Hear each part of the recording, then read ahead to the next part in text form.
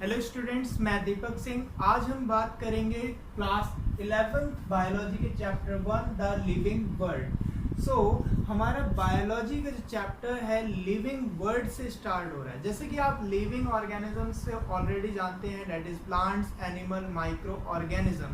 तो means living means जो basic functions हैं जो आप 10th क्लास में पढ़ चुके हो कि कौन कौन से फेनोमेना परफॉर्म करते हैं, चाहे वो एक्सक्रीशन हो, डाइजेशन हो, एब्जॉर्प्शन हो, रेस्पिरेशन हो या लोकोमोशन हो, कोई भी फंक्शन जो ये फंक्शंस परफॉर्म कर रहा है वो लिविंग ऑर्गेनिज्म है। बट हियर जैसा कि बायोलॉजी मीन्स होता है that is study of living organism.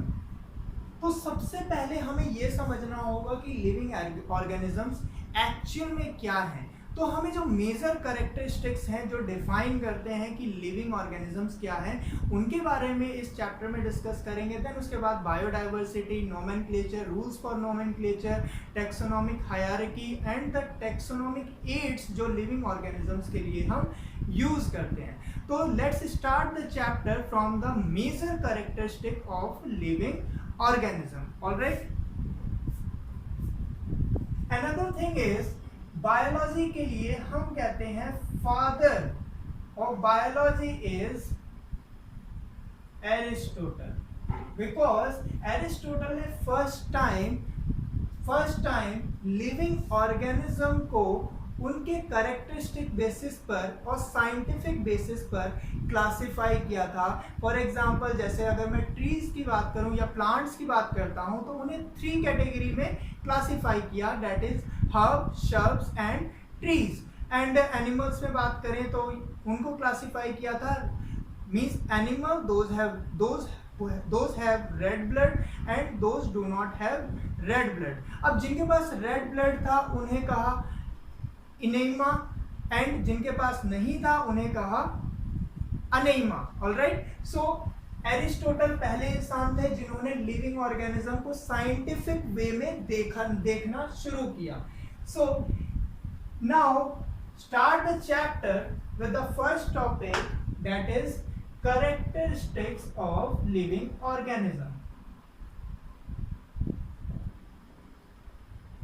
Characteristics of living organism. यहाँ पर हम सारे कैरेक्टरिस्टिक्स के बेसिस पे बात नहीं करेंगे। यहाँ पे हम बॉडी में होने वाले हर कैरेक्टरिस्टिक के बारे में बात नहीं करेंगे। जो मेजर कैरेक्टरिस्टिक जो लिविंग ऑर्गेनिज्म को नॉन लिविंग सब्सटेंसेस से डिफरेंशिएट करते हैं उनके बारे में बात करेंगे। तो फर्स्ट ऑफ ऑल हम इसमें क्या क्या डिस्कस करने वाले हैं इस टॉपिक में, हम इसमें डिस्कस करेंगे ग्रोथ के बारे में। Another one is respond to stimuli. Third one is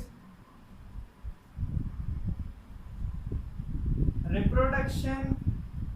Fourth one, that is metabolism.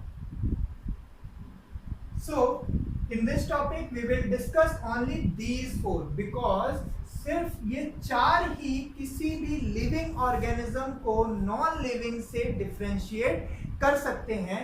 सो हम चलिए इनको 1 बाय 1 डिस्कस करते हैं। तो फर्स्ट ऑफ ऑल ग्रोथ के बारे में बात करते हैं। अब ग्रोथ के बारे में अगर लिविंग के केस में बात करें एंड नॉन लिविंग को भी साथ के साथ लेके चलते हैं कि भाई यहाँ पर कैसे हम डिफरेंशिएट कर रहे हैं।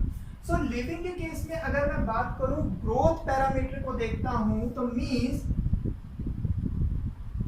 Increase in size and mass. अब ऑब्वियस सी बात है, कोई ऑर्गेनिज्म लिविंग है तो उसका साइज भी बढ़ रहा है, मास भी बढ़ रहा है। फॉर एग्जांपल न्यूबॉर्न बेबी है, अब वो ग्रो कर रहा है, एडल्ट फॉर्म हुआ, तो दोनों को के बॉडी को देखा जाए तो मीन्स उसका साइज और मास दोनों डिफरेंट है। ऑलराइट, नॉन लिविंग के अगर केस में यही पॉइंट बात करेंगे।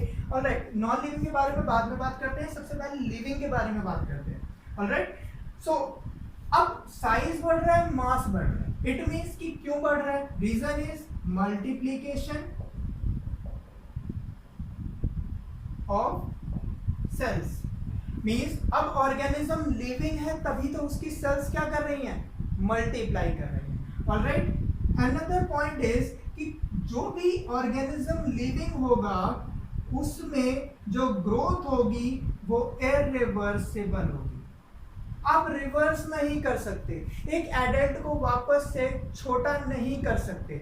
सो यहाँ पर जो ग्रोथ है वो इरिवर्सिबल होगी। चलिए इन्हीं पॉइंट्स को नॉन लिविंग के केस में मैच करते हैं। तो नॉन लिविंग के केस में मैच करने के लिए चलिए एक एग्जांपल लेते हैं, common example, that is mountain का एग्जांपल लिया। अब माउंटेन को सोच के देखिए, इमेजिन करिए, पिक्चर फॉर्म करिए माइंड में कि भाई माउंटेन में साइज और मास टाइम के साथ बढ़ता है या नहीं बढ़ता। तो देखा जाए छोटा सा स्टोन है, अगर उसके पास मिट्टी इकट्ठी होती जा रही है, सैंड इकट्ठा हो रहा है, तो वो क्या होगा? एक अपना साइज बढ़ाता जाएगा। अब जब साइज बढ़ेगा तो ऑब्वियस सी बात है मास भी बढ़ेगा। तो मीन्स जो ये वाला कैरेक्टरिस्टिक्स है यहाँ पर भी क्या हो रहा है? साइज एंड मास दोनों ही क्या कर रहे हैं?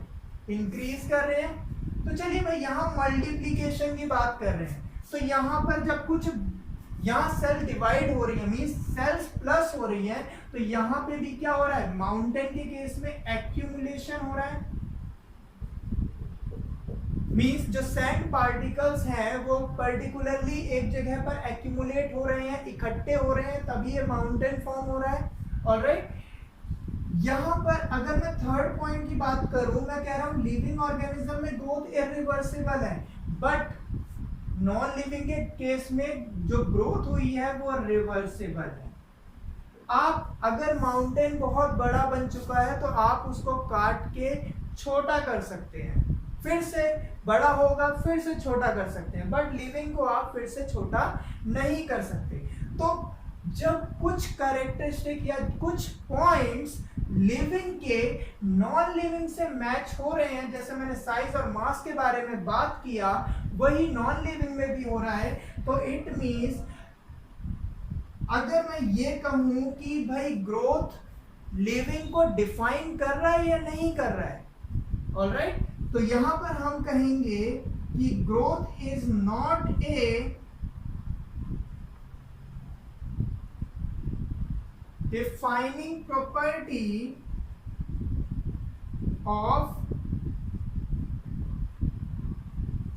living organism। आप ग्रोथ को डिफाइनिंग प्रॉपर्टी नहीं कहेंगे, बिकॉज कुछ पॉइंट्स नॉन लिविंग से मैच कर रहे हैं, जैसा कि कुछ पॉइंट नॉन लिविंग से मैच नहीं कर रहा है। बट अगर ऑर्गेनिज्म लिविंग है तो ये जो भी फिनोमेना है वो लिविंग में होंगे ही होंगे। Alright, now come to the next characteristic,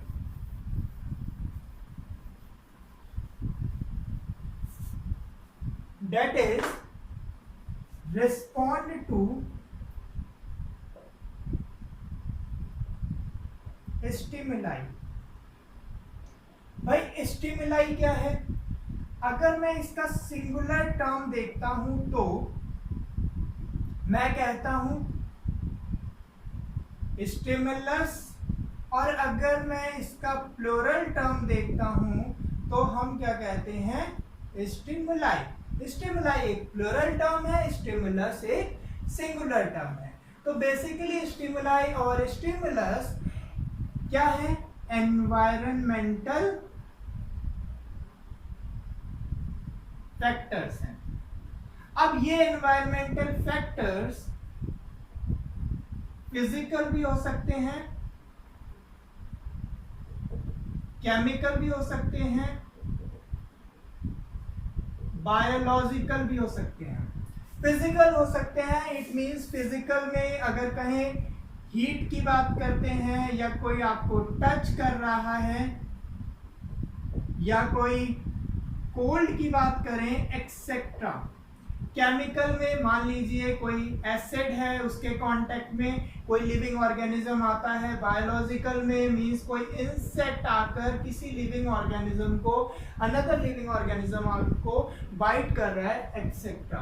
alright, हम और एग्जांपल्स ले सकते हैं। अब सोचिए स्टिमुलस क्या है, कोई भी एनवायरमेंटल फैक्टर, मींस आप लिविंग ऑर्गेनिज्म है, मैं लिविंग ऑर्गेनिज्म हूँ, हमारे आसपास जो भी कोई साउंड आ रहा है उसके लिए हम रिस्पॉन्ड कर रहे हैं। ऑलराइट, मींस अगर कोई हमें एज सच भाई कोई फिजिकल फैक्टर है, जैसे आपने 10th क्लास में पढ़ा कि कोई गर्म चीज आपके पास लेकर आया तो आप क्या कर रहे हैं, उसे अवॉइड कर रहे हैं, उससे बचने की कोशिश कर रहे हैं। क्लियर हो गया?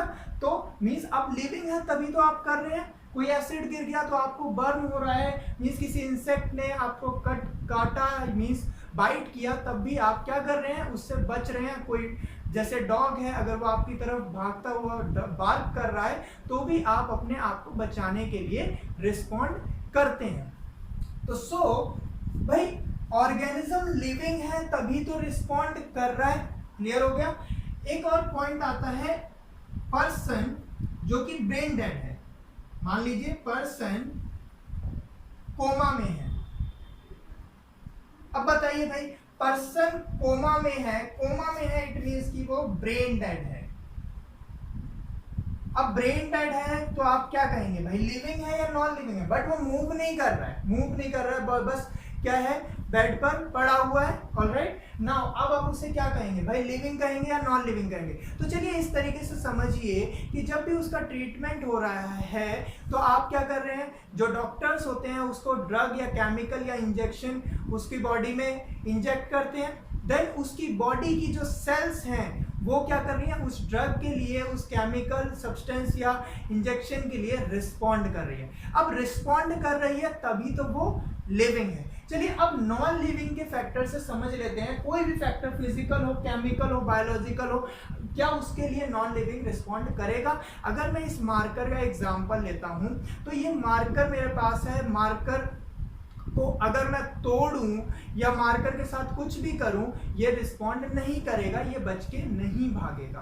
ठीक है, अगर मैं कोई केमिकल गिरा दूं इसके ऊपर तब भी कोई फर्क नहीं पड़ता, ये रिस्पॉन्ड नहीं करेगा। चलिए अब प्लांट्स के बारे में भी वही बात कर लेते हैं। तो प्लांट के केस में आपने मिमोसा पुडिका का नाम क्लास 10th में सुना होगा। भाई मिमोसा पुडिका साइंटिफिक नेम है किसका, टच मी नॉट प्लांट का।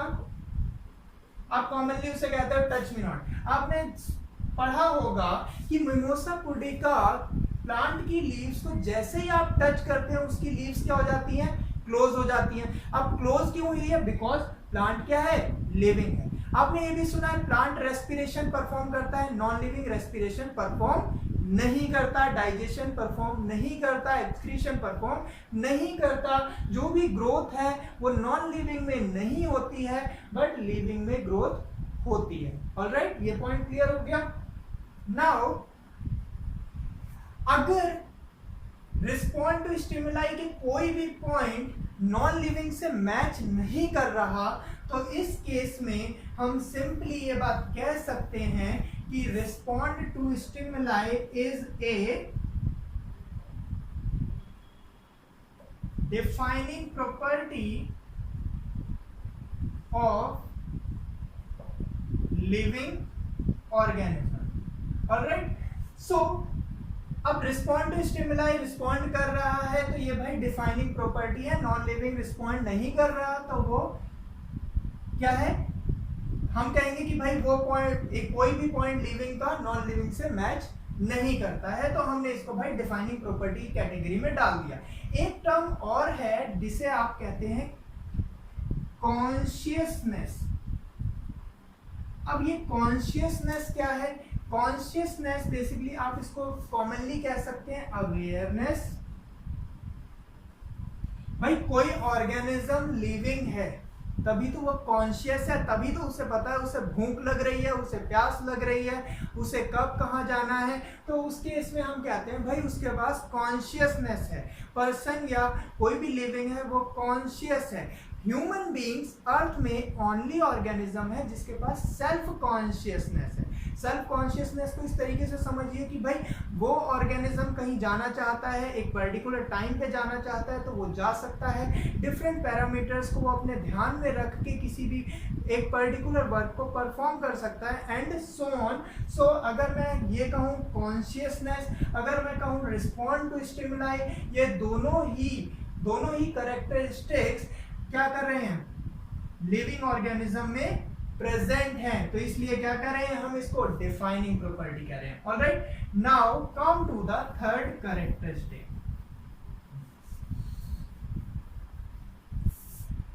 अब थर्ड कैरेक्टरिस्टिक क्या कहता है, third characteristic that is reproduction. भाई रिप्रोडक्शन आपने 10th क्लास में भी पढ़ा था, तो रिप्रोडक्शन क्या है, मल्टीप्लाई होना। एक पेरेंट है जो क्या कर रहा है, न्यू इंडिविजुअल रिप्रोड्यूस कर रहा है, तो सिंपली कहूं प्रोड्यूस न्यू इंडिविजुअल या ऑफस्प्रिंग, इंडिविजुअल कहूं या ऑफस्प्रिंग कहता हूं। लाइक भाई पेरेंट है, पेरेंट से हम है, तो मीन्स पेरेंट की हम ऑफस्प्रिंग है या यंग वन या इंडिविजुअल है। ऑलराइट, तो रिप्रोड्यूस कौन करेगा, भाई लिविंग है तभी तो रिप्रोड्यूस कर रहा है। अब इस केस में लिविंग रिप्रोडक्शन के केस में चलिए कुछ एग्जांपल ऐसे लेते हैं जो भाई रिप्रोड्यूस नहीं कर सकते। आपने वर्कर बी के बारे में सुना होगा, ऑलराइट, म्यूल के बारे में सुना होगा। म्यूल क्या है, हाइब्रिड होता है मेल हॉर्स और फीमेल डोंकी का। एंड आपने इनफर्टाइल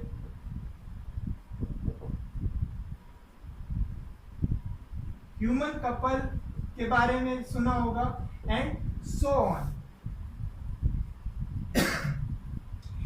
ये worker bee, mule, infertile human couples, ये कुछ ऑर्गेनिजम्स जो हैं इनको हम एक्सेप्शन की कैटेगरी में डालते हैं। भाई आपने इसे एक्सेप्शन क्यों कहा, भाई लिविंग है, वर्कर बीज जिसे आप कॉमनली क्या कहते हो, ड्रोन कहते हो, ठीक है, जो हनीकॉम्ब में जो वर्कर का काम करते हैं। देन म्यूल, भाई वो भी तो एक खच्चर जो काम कर रहा है, लिविंग है। इनफर्टाइल ह्यूमन कपल, वो भी तो लिविंग है, लेकिन वो रिप्रोड्यूस नहीं कर पा रहे। ऑलराइट, सो भाई ग्रो कर पा रहे हैं, मेटाबॉलिज्म करेंगे, एक्सक्रीशन, डाइजेशन सब कुछ परफॉर्म कर रहे हैं, लेकिन सिर्फ एक पॉइंट है जो रिप्रोडक्शन का, वो परफॉर्म नहीं कर पा रहे। सो इस एक्सेप्शन की वजह से मैं क्या कहूंगा, रिप्रोडक्शन क्या है, not a defining property of living organism. Reproduction living organism की डिफाइनिंग प्रॉपर्टी नहीं है। सो यहाँ पे एक क्वेश्चन कई बार आया हुआ है कि भाई रिप्रोडक्शन लिविंग ऑर्गेनिज्म की डिफाइनिंग प्रॉपर्टी है या नहीं है, तो डिफाइनिंग प्रॉपर्टी नहीं है। Alright, now come to the fourth characteristic that is metabolism. Fourth one is metabolism. भाई मेटाबॉलिज्म क्या है, मेटाबॉलिज्म को सिंपली डिफाइन करते हैं तो it is any chemical reaction that perform in living organism. भाई लिविंग ऑर्गेनिज्म है, उसकी सेल्स के अंदर कोई भी केमिकल रिएक्शन परफॉर्म हो रही है, डीएनए से क्रोमोसोम बन रहा है, न्यूक्लियोटाइड्स मिलकर क्रोमोसोम बना रहे हैं, कोई प्रोटीन बन रहा है, छोटे सब्सटेंसेस जुड़कर एक कॉम्प्लेक्स सब्सटेंस बना रहे हैं, एंड कॉम्प्लेक्स सब्सटेंस टूटकर एक स्मॉलर सब्सटेंस बना रहा है। तो मींस इस मेटाबॉलिज्म को डिफाइन करने के लिए जो भी केमिकल रिएक्शन उसकी बॉडी में, लिविंग की बॉडी में परफॉर्म हो रही है, तो इस मेटाबॉलिज्म टर्म को हम दो टर्म के साथ अगर तोड़ दें तो बहुत इजीली समझा जा सकता है। First term is anabolism, another term is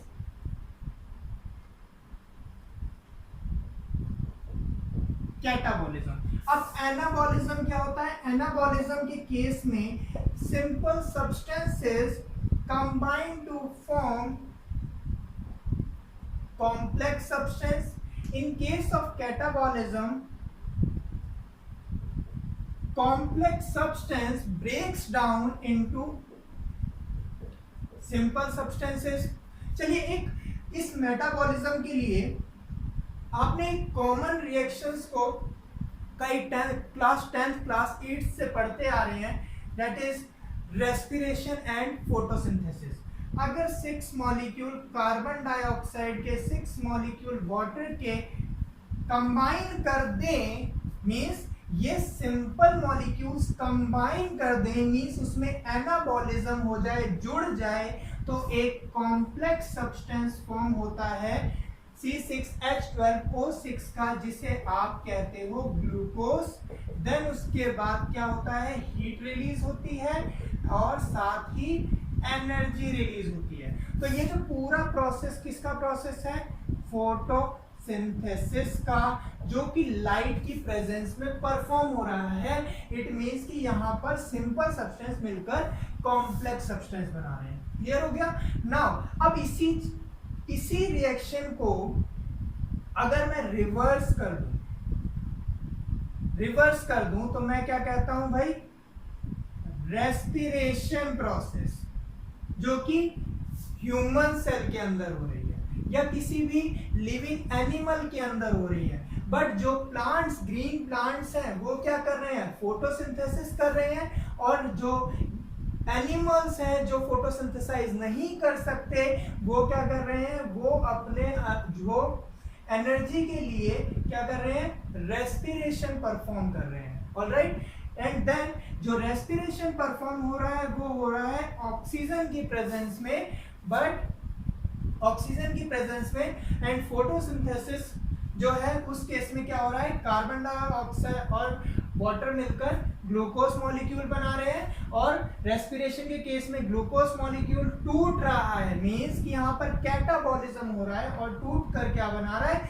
simpler substances form कर रहा है। Alright, now these are the 4 characteristics that define the organism is living or non living। अब ये मेटाबॉलिज्म भाई लिविंग के केस में बात कर, नॉन लिविंग के केस में अगर बात करता हूं तो वहां पे ना कोई एनाबॉलिज्म हो रहा है, ना वहां पर कोई कैटाबॉलिज्म हो रहा है। उसमें कोई भी, जैसे फॉर एग्जांपल ये मार्कर है, इसमें कोई केमिकल रिएक्शन नहीं हो रही है। डस्टर है, कोई केमिकल रिएक्शन नहीं हो रही है। इस बोर्ड के साथ कोई केमिकल रिएक्शन नहीं हो रही है, ना कुछ बन रहा है ना कुछ टूट रहा है। सो ये हमारे 4 मेजर कैरेक्टरिस्टिक्स हैं जिसको बेसिस पर हम कहते हैं भाई ऑर्गेनिज्म लिविंग है या नॉन लिविंग है। एक अनदर पॉइंट जो कि रह गया है कि भाई अब मेटाबॉलिज्म को डिफाइनिंग प्रॉपर्टी कहें या नहीं कहें, तो सिंपली अब मेटाबॉलिज्म नॉन लिविंग में नहीं हो रहा, या कोई भी पॉइंट मेटाबॉलिज्म का जो नॉन लिविंग से मैच नहीं कर रहा, तो हम क्या कहेंगे कि भाई metabolism is a defining property of living organism। all right, so in the characteristics हमने कौन कौन से पॉइंट डिस्कस किए? ग्रोथ, जहां पर हमने कहा भाई साइज और मास बढ़ेगा, जो ग्रोथ होगी वो लिविंग में इंटरनली हो रही है, बट नॉन लिविंग में एक्सटर्नली हो रही है। लेकिन कुछ पॉइंट्स जो मैच कर रहे हैं नॉन लिविंग और लिविंग में, तो उसके लिए बेसिस पे हम क्या कह रहे हैं कि वहां पर जो ग्रोथ कैरेक्टरिस्टिक है, जैसे रिप्रोडक्शन के केस में भी एक्सेप्शंस थे, तो ग्रोथ और रिप्रोडक्शन जो है डिफाइनिंग प्रॉपर्टी लिविंग की नहीं है। एंड रिस्पॉन्स स्टिमुलाई या कॉन्शियसनेस की बात करते हैं, या हम बात करते हैं मेटाबॉलिज्म की, तो ये डिफाइनिंग प्रॉपर्टी है किसी भी लिविंग ऑर्गेनिजम्स की। Alright, it is clear. Now come to the next topic, that is biodiversity।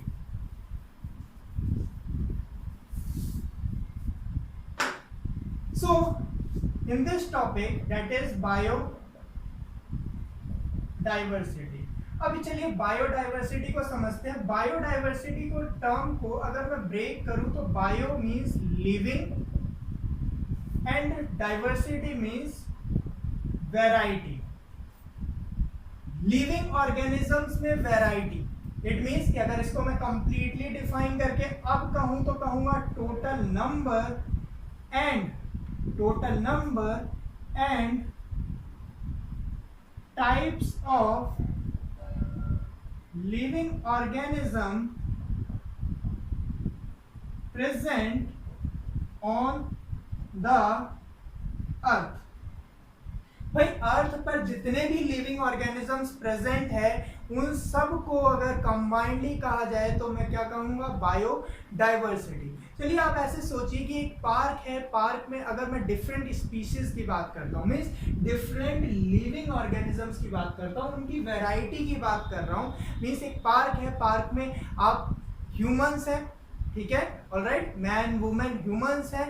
Then अगर मैं बात करूं प्लांट में तो भाई ग्रासेस हैं, अदर ट्रीज हैं, शर्ब्स भी हैं, एंड कैट है, डॉग है, बटरफ्लाई है, एंड डिफरेंट इंसेक्ट्स हैं, माइक्रो ऑर्गेनिजम्स हैं। तो मीन्स ये फाइनली एक छोटे से पार्क में क्या है, डिफरेंट स्पीशीज क्या है, उस पर्टिकुलर पार्क की बायोडाइवर्सिटी है। तो मीन्स अगर मैं पूरे अर्थ की बात करूं, पूरे लिविंग वर्ल्ड की बात करता हूं या पूरे बायोस्फीयर की बात करता हूं, तो मैं क्या कहूंगा कि पूरे अर्थ की बायोडाइवर्सिटी की बात करूंगा। मीन्स अगर मैं इसको इस तरीके से कहूं कि जैसे हम एरिया बढ़ाएंगे तो बायोडाइवर्सिटी क्या होगी,